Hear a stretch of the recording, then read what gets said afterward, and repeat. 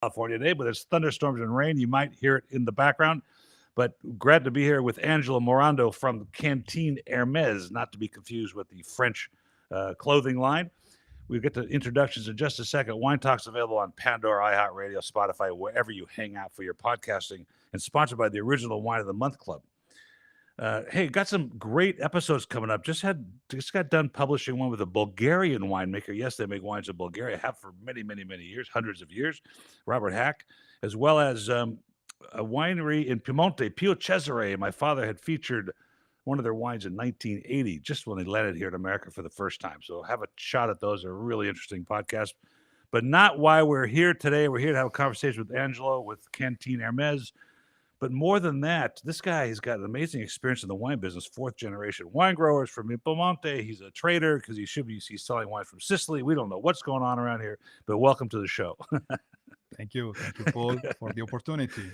Glad to have you here. We've had some fun conversations already about what's going on out there in the wine business when it comes to organic wines and all kinds of things. But we'll talk about a little bit about Cantine Ermes. I wanted to peel back this idea of a co-op, and I think in general, the American public, the wine drinking public, doesn't understand what a co-op really is and how it works and why it's beneficial to them. I mean, usually co-op have their own strength in region. Unfortunately, to say that they have lower income because I mean they grouping together, they have a better critical mass, and you join together in order to have your agronomist, your enologist, your winemaking facility, and really to get a little bit more money from your Crops. production. Yeah. Yes, absolutely. So you take individual farmers, which Yes, I think we all understand now, having done this for this 30 years, that wine is about farming, right? absolutely. That's what it's from. Yeah. Yeah. And so here's a small farmer. Maybe they've got a couple hectares. Maybe they got 20 hectares. What's the smallest farm that's part of this co-op? I mean, when you talk about Sicily, where we are in the southwest of Sicily, Trapani province and Gibellina, that area, they are pretty medium big size. Talking about in hectares, 20, 50, 100 hectares. Because, I mean, the production, I mean, the average value of the production is really very moderate. The wines are really in the unfortunately low end side. When you go to the southeast, then Agrigento, Palma di Montechiaro, so the Nero d'Avola, the wine growers member are making a little bit more money, so they can afford to manage smaller estate. I see. So it depends, can be not less than 10, 12 hectares because, with the average cost, you cannot survive. So 25 acres to 30 20, acres, in American style, okay. acres. Sorry. No, I know it's okay. I like to translate so people understand. So Cantine Ermes is strictly Sicilian. Started in Sicily Okay. in the late 80s with 8 vine growers member family that grouped together, just to join a better critical mass in buying and supporting their own production. Then all of a sudden they realized that the cooperation, way of making business and strategy was really convenient and successful. And they invited other vine growers member that were independent selling their own grapes.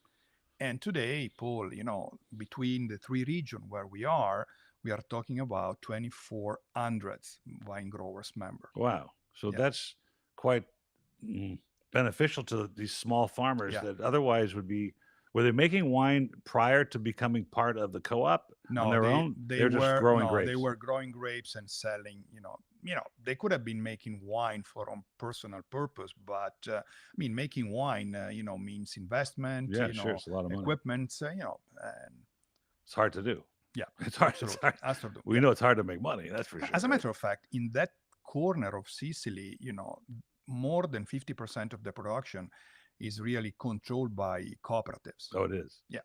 So let's get the lay of the land a little bit. Sicily sort of runs kind of north-south as an island. Yep. The long way.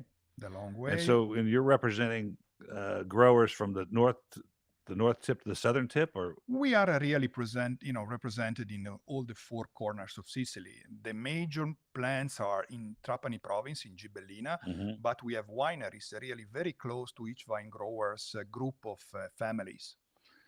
So I want to understand a little bit about the Sicilian terroir, Mhm. the difference between those four corners You need to consider that Sicily is a volcanic island. So, primarily. what is common from east to west and north to south is the volcanic soil. Of course, where you are, in the Etna area, it's much more presence the Hmm. volcanic soil. So, you need to really to break all the rocks, and this soil is very poor of organic material. You know, the the vines are really pioneer because in order to survive with Yes. that kind of characteristic. But in principle, we have three kind of soil. We have the white, we have the red, and we have the black soil. Usually, the areas on the coastal line, close to the seaside, they have this kind of clay red soil. Hmm. Uh, because that is the area with much more organic material and with a lot of iron in the soil. Then, if you're talking about the hill zone, and we are talking of an altitude of between 200 up to 500 meters above the sea level, this is going to be a white soil, very delicate, not too much clay, a Hmm. little bit rocky, Hmm. with lower production per hectare. So when you talk about the flat area coastal line, you can get 15 up to 20 tons depending on the grape Wow. varietal. Wow. When you go up, forget about 10 tons. It's the maximum. Yeah. It's That- totally different. what are the elevations then that are so, not to get too wine geeky because No, I no, know no, you said, no. But but how elevation changes? the elevation change, the characteristic of the microclimate, the subsoil change, and especially higher you go, and then lower production, lower yield per hectare. And when you talk about the Gibellina area, so the Belìce Valley, where we are, so the headquarters Hmm. is a kind of valley oriented towards the sea. Then is blessed by very hot summer, but in the night, this sea breeze chill down the temperature. Hmm. Coastal areas, more or less. That's an interesting part of the wine business that I think is fascinating. As a wine guy that does this all the time, we taste wine every Tuesday, going on and on and on, and we start to taste interesting wines from different parts of the world that have character that represent where it's from. And for me, like Etna Rosso is just one of the great expressions of terroir, where it's from and what it's in it. I mean, you got a point. I mean, in the Etna area, the Etna Rosso, that is Nerello Mascalese or Nerello Cappuccio, so Hmm. the two grape varietal autochthon from the area, are quite similar in style to the Sangiovese that is grown in the heart of the Brunello or the Chianti Classico area, or to the north part of my region, Piemonte, for the Nebbiolo. So Right. the Yes. combination of body, complexity, but wines very delicate and not very dark in color. So No, tannin, that's right. not much skin contact because then you need to keep them not only for 4 or 5 years in wood tank, or barrels or barrique, to take them 10 years Right. because you cannot drink it. No, and that's one of the interesting things about that grape, Norella Muscalese particularly, but anything from that area, that it does look lighter in the glass. It looks thinner in the glass, but But man, when you put it, you when you drink drink it, it, I mean, when you appreciate it, I mean, it's it totally different. changes radically. And it's this is a question that we got to a little bit before we got on camera, but maybe we should address it now. And that is, Yeah. our role as the people in the wine business that taste these things, that love the expression of these things. How are you getting the message to the public? And you're newer in America. You can talk about that a little bit. That these things exist, that these interesting wines like we have in front of us exist, and particularly the value of the wines you brought are incredibly high, growing these grapes in that part of the world. Tell me how you are approaching getting this to the market, having people appreciate them. But first of all, when you consider the southwest part of Sicily, there are similarities with some of the new world areas in the world. Can be Australia, can be also Hmm. California, and talking about Central Valley, where you can get the fruit of the wine upfront, and especially, I mean, the great value for money grapes that you can get with the proper balance between really uh, complexity, tannin, and minerality. Hmm. Sicily is a kind of Australia. So good production per hectare, especially in the southwest. Autochthon grape varietal like Nero d'Avola that we did try, but as well thanks to all the investment that has been done in the late 70s, beginning of the 80s, as a kind of help for the population after a big earthquake that has been really happened in the late 60s. They planted a lot of international grape varietal, like the Pinot Grigio, like the Chardonnay. They tried Cab, Syrah, Merlot. So all these international grape varietals, especially Syrah, did find its proper really territory in that corner of Europe. And talking about affordable wine, we can get at a level of complexity that no other region for that price point they can get in Italy. That's it. You said a whole bunch. By the way, you said a lot Sorry. just now. That I think no, it's no problem. It's great stuff because the first thing that I heard was the New World expression, and I noticed that when I tasted the wines, and we're using the term New World in this conversation not as a piece of ground necessarily, because certainly Sicily is not New World when it comes to that, but certainly in its expression of the wines. And so when we use the term New World, we're talking about the fruit forward. Doesn't have to be sweet. No, but fruit absolutely. forward, nice structure, wines that people can approach without any problems when they're young and when they're old. Yes, absolutely. And that's a distinction to say that Sicily obviously has a very old historical wine trade, and that could be considered.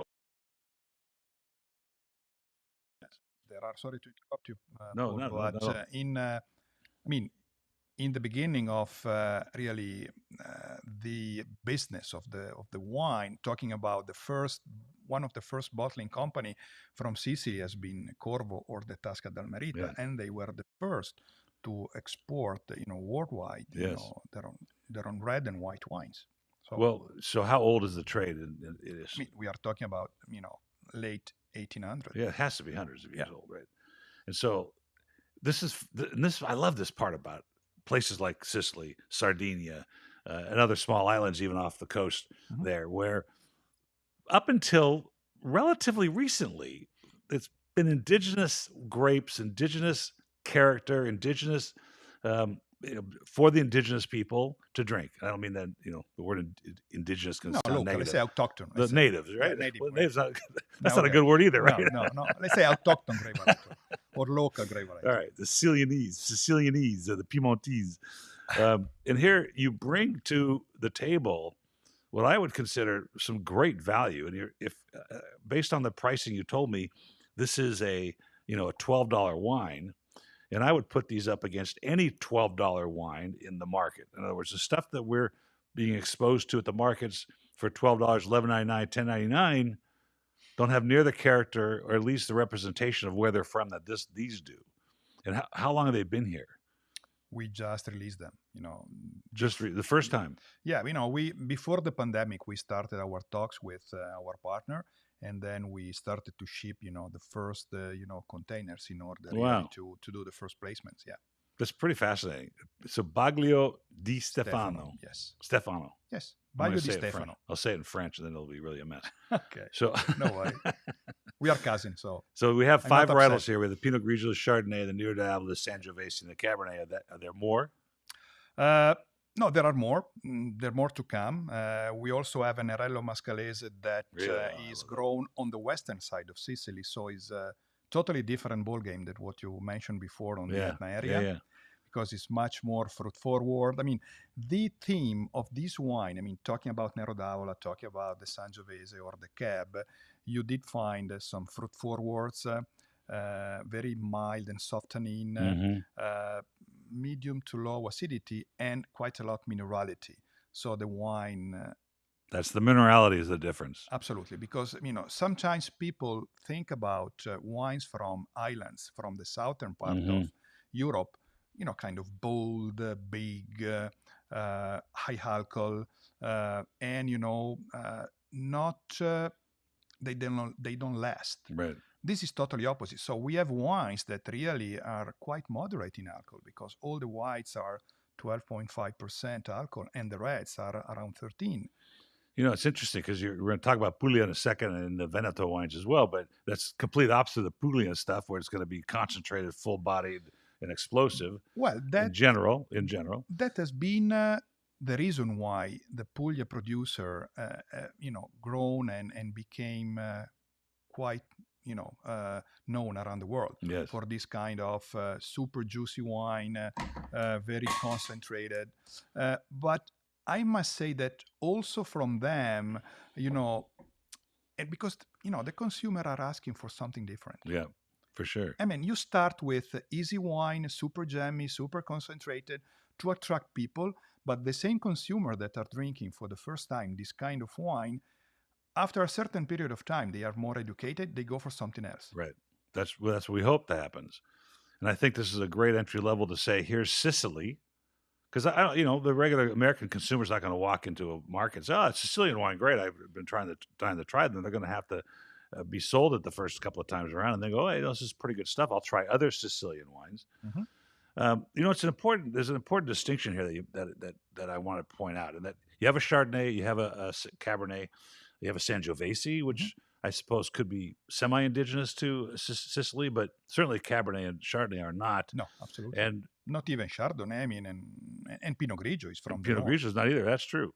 So I want to understand that a little more because I'm Armenian. The Armenian wine trade is growing. There's double the wineries there were when they became a free nation, and so then the wines are starting to take shape. It takes it could take 100 years, as we've discussed before, for somebody to understand a vineyard or an area for growing vines. But one of the resistance that has come from the Armenian side of winemaking is planting French varietals, planting other varietals. What drove Cantine Ermes to plant more popular grapes? Listen, two combinations. I mentioned to you before the earthquake Yes. that happened in 60s in the Gibellina Valley. Yeah, tell me, in the just Belìce let's Valley. freeze that for a second. Tell me how that affected everything. Affected everything because that earthquake destroyed several villages, forced many people to leave their lands. Wow. There was no possibility of really surviving there in terms of income. Yes. So they escaped. The people that were convinced to stay were especially the vine growers, the farmers. The authority thought at the time, what is the really something that we can really prepare and give them to the population to have a crop in the fastest way possible. So they immediately invested quite a lot of money in helping them to plant vines. That's okay, to so extend, the government stepped in and helped. Absolutely, Yeah. to extend the viticultural area. As a matter of fact, till the 90s, the Trapani province has been the most cultivated vineyards area in Europe. Wow. What they did in that area, we had almost, especially in the coastal side, Catarratto, Zibibbo, right. Grillo. Why? For Marsala. Yeah. But Marsala was declining. Yes. So what to plant? So they started to insist planting other grape varietal. And in order to plant other grape varietal, they did select the authority, the local agronomist, also international grape varietal that were quite known around the world. So they were thinking about giving them an income, but also look into the markets. Yes, that makes sense. Cantine Ermes at that time was already quite solid in the area. They started in the 80s, but they had already vine growers member in their position. They started a project regarding Pinot Grigio with the University of Palermo, with our agronomist, and they started to try the Pinot Grigio in that area.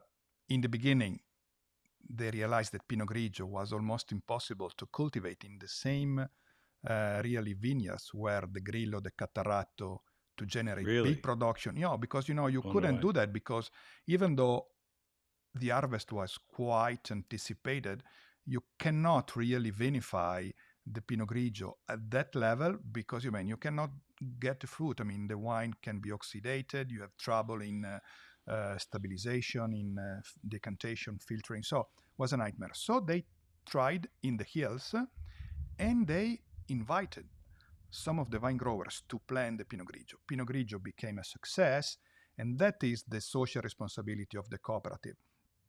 They decided immediately to decide which vine growers member was capable to plant Pinot Grigio in light of their vineyards, exposure and property, but especially in order to give them the minimum income, to let them have the right income in order to stay in the area, giving them the Pinot Grigio, not to everybody, but just the maximum 20-30% of their production, and asking them to plant local autochthon grape varietals. Really? So to go back to the Perricone that was almost disappeared, to go back to the Frappato, to go back to the Nero d'Avola again. So we give you, so the social responsibility, we allow you to plant, because so the cooperative was buying the little vine and defining how many you can plant and which is the maximum. Wow, that's really interesting, because for a couple of things. One is none of these see oak,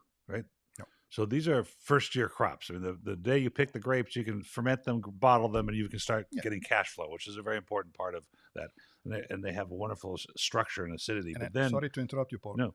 Trying to switch from only bulk wine producer to bottle wine producer is extremely more costly for the company itself, but we create added value.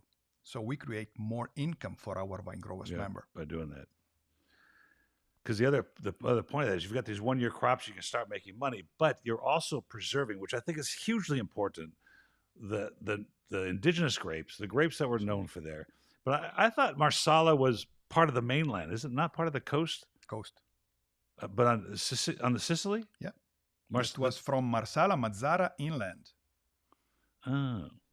You know, that's really sad Marsala's lost its foothold. Consumers are changing their own habits. I mean, you have great Marsala today, but you don't really drink Marsala anymore as it used to be in the past. I mean, in Italy, in Europe, we used to have this cream of Marsala with almonds or with eggs. Right. It's beautiful. Just of an energy drink in the morning. Today we have something else. Yeah, we have Red Bull. I would rather have Marsala, personally. Because I went to the market the other day to get Marsala. I was making, what do we know? Chicken Marsala. We don't even know what that means, right?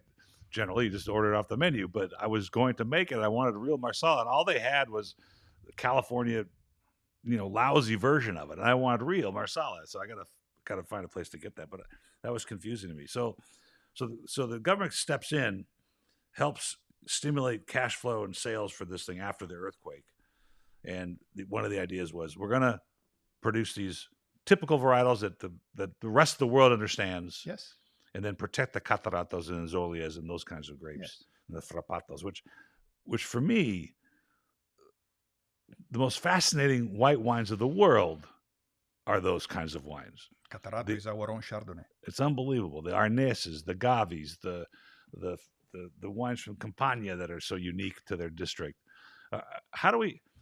Are there plans for those kinds of things with Cantine Ermes? Or are we doing that with the Veneto properties or the Puglia properties? Let's talk about that for a second. Your second group was the Veneto, which is the northeast side of Italy, Treviso, for the folks. To be exactly, Treviso, Mansuet, yes. Which is interesting, because when you're talking about Pinot Grigio, that's his sort of birthplace and where it's grown mostly. And here we are on the complete opposite side of Italy, growing it again. With a different character. You need to understand that in 2000, the company selling a lot of bulk was really selling, to the major bottlers in the north of Italy. And, the major bottlers, they could have been loaded the wine in Sicily easily. But you have also other, bottlers, medium size, that are looking, to small parcel, tailor-made quality. You need to provide them the wine already in the area. So they did start a business as a kind of, storage of the wine, but was a real seller.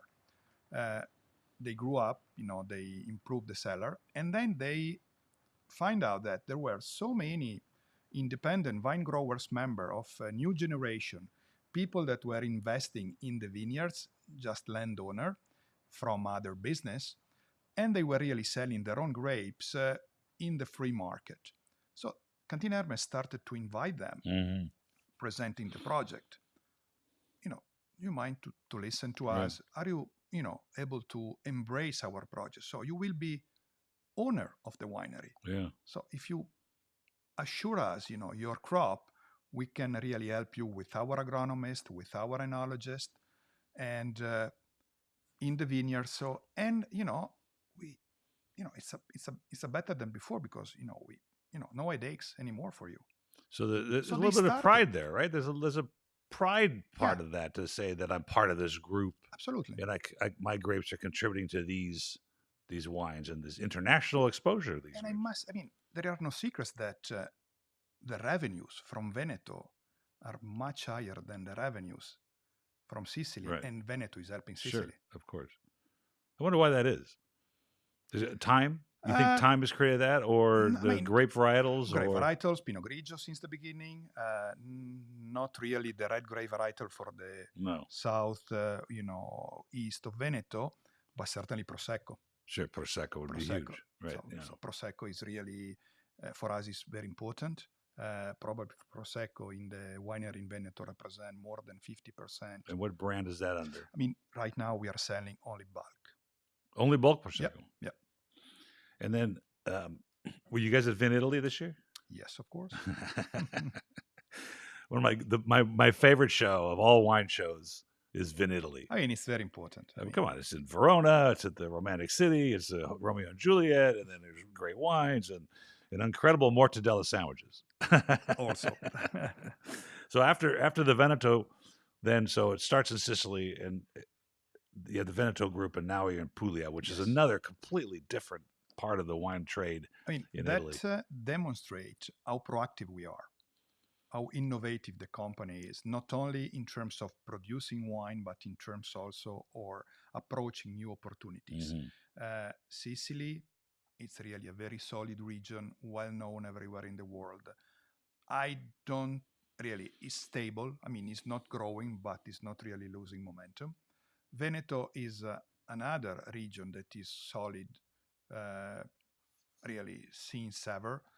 Is growing with the Prosecco, is growing with the Pinot Grigio, with the wine from the Valpolicella area has a very stable presence around the world, solid, consistent.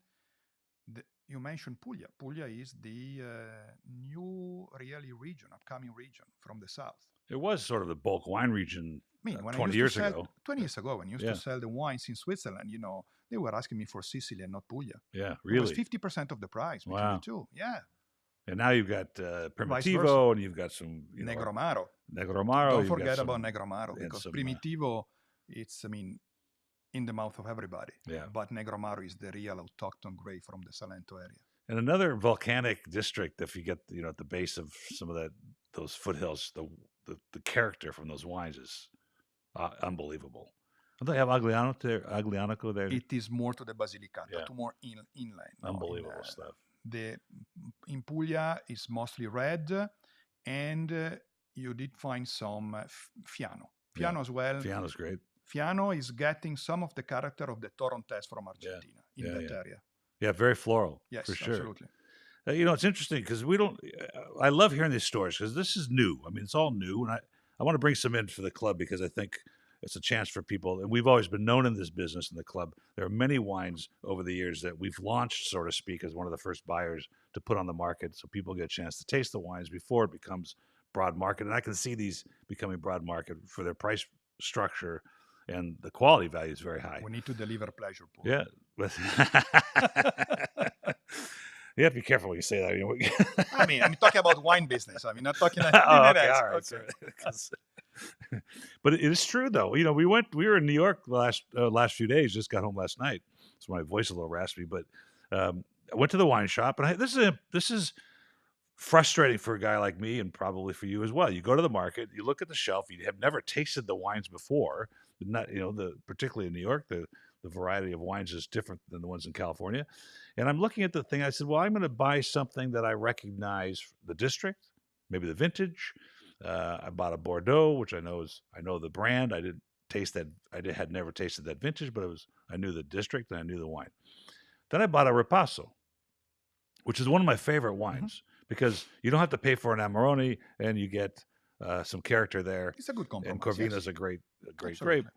and it had been completely stored improperly.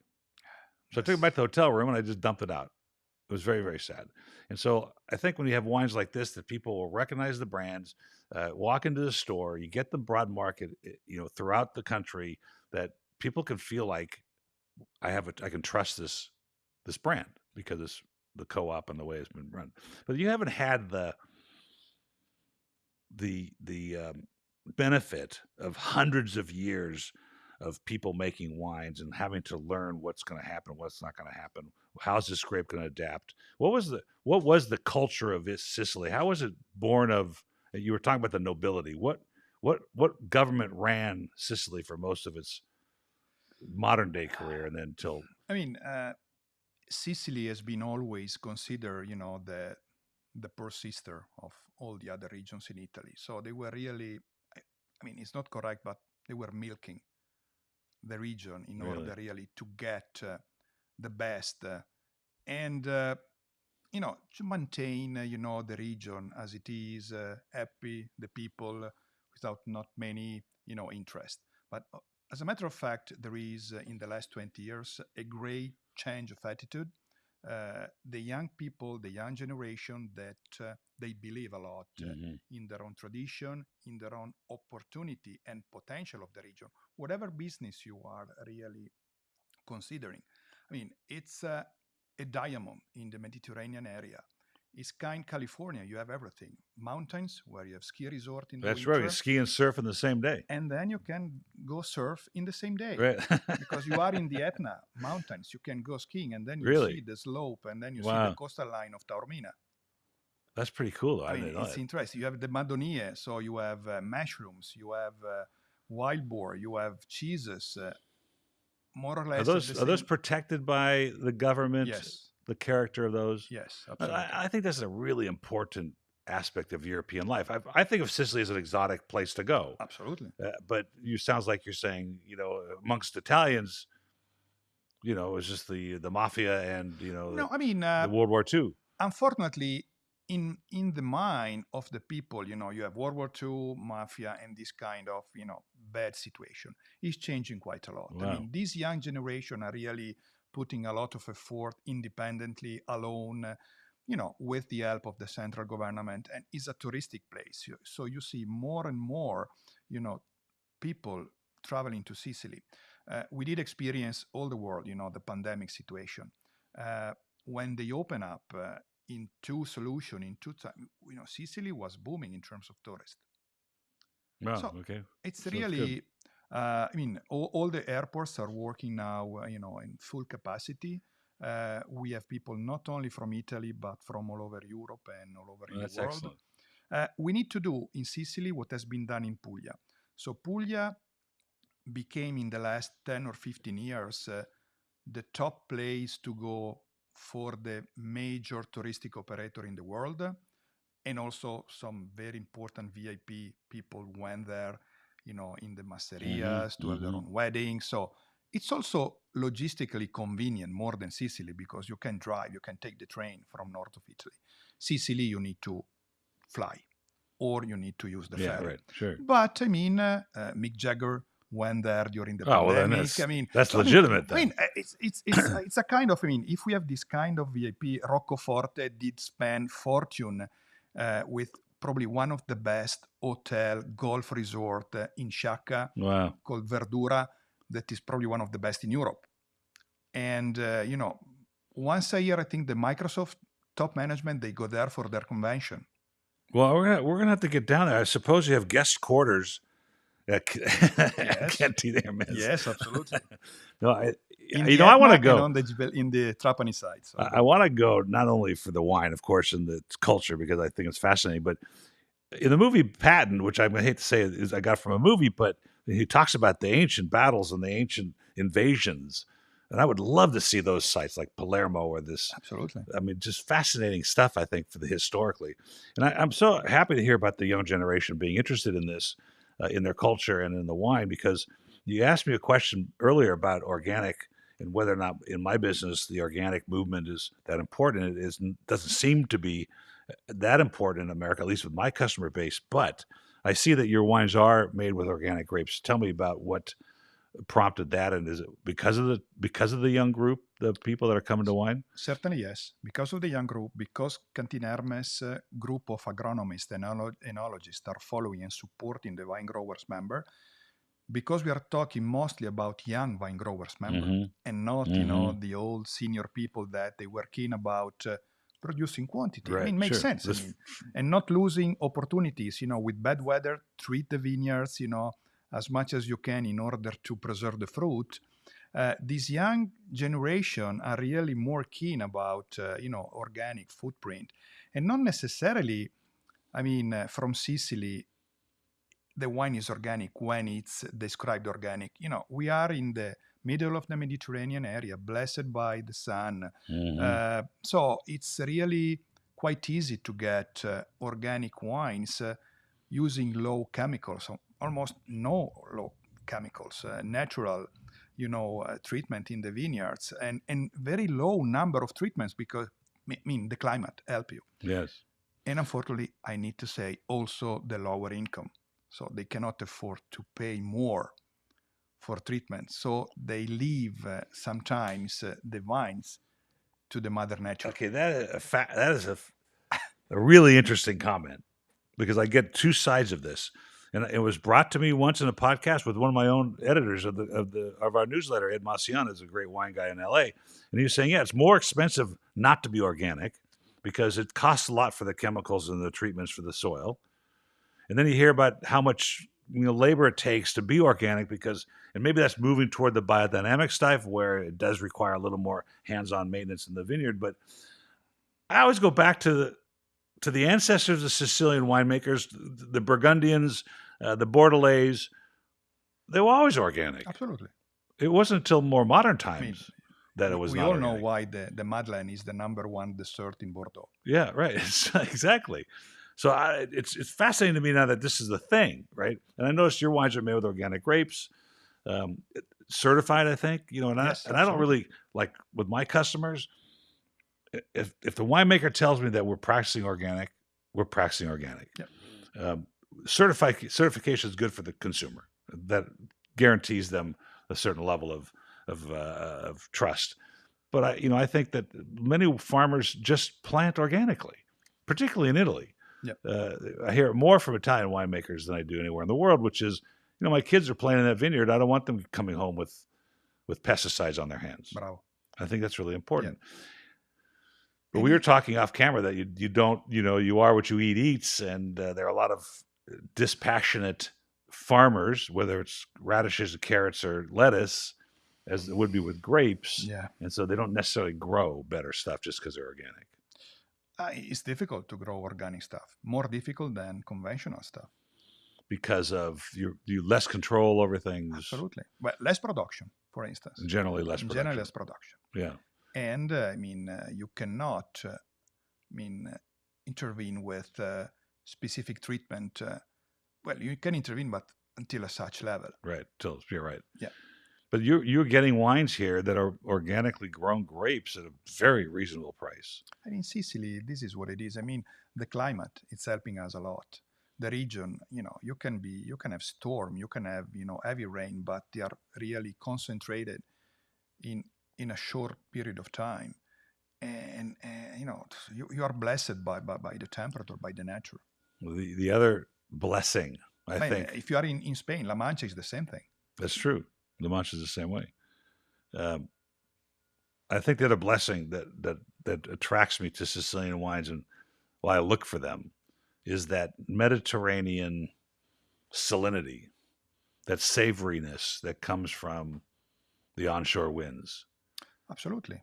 And I think that's just, when that comes through in a wine, and I sensed it in yours, it just fascinates me. It just makes me feel so like connected to the region.